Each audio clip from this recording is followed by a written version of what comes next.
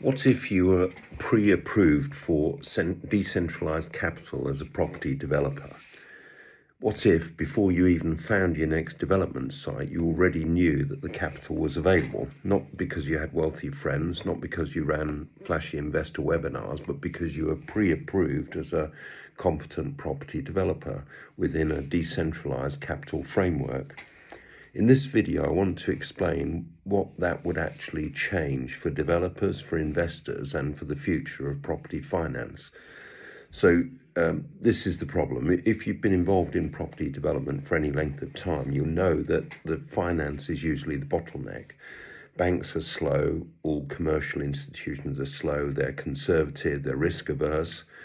Private investors are relationship dependent and timing dependent. So sometimes they've got their capital tied up, sometimes it becomes available at the time doesn't suit you as a developer. And traditional crowdfunding often rewards marketing more than delivery. It's sometimes more complicated than you imagine to get crowdfunding and takes a long lead-in time. So developers are forced to pitch repeatedly, overstructure deals, or accept capital that doesn't really fit.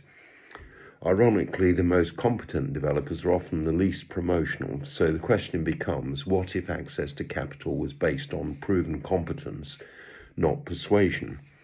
What pre-approved means. So when I say pre-approved for decentralized capital, I don't mean guaranteed funding. I mean this: your track record is verified, your governance is verified, your risk parameters are agreed in advance, and your reporting standards are clear. So you're not pitching every deal from scratch. Capital already understands what type of projects you do, how much risk you take, and how you operate. That alone changes everything. So what changes for developers if you were pre-approved within a decentralized capital framework? Several things happen immediately. First, you move faster. You can secure sites because you're sure you've got capital available to secure them. Number of agents who will ask you for proof of capital before they will consider your offer. So you can secure sites, you can negotiate options, or you can enter joint ventures, knowing capital can engage if the project fits the mandate. Second, you negotiate from strength. Agents and landowners treat you differently when funding isn't speculative. Thirdly, you structure better projects. You choose the right mix of equity and debt, phase capital sensibly, and avoid forcing deals to suit finance. And finally, you scale responsibly. You're building a pipeline of projects, not gambling on one deal at a time.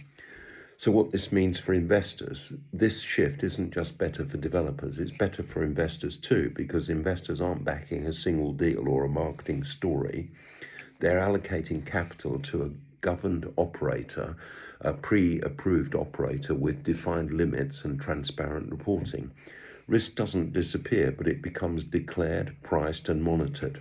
That's how institutional capital works. Decentralized capital simply applies those principles more openly and more efficiently. So the real question is, how do I raise money for my next development or program of developments? It's this: if access to capital was decentralized, governed, and ready, would your development business qualify?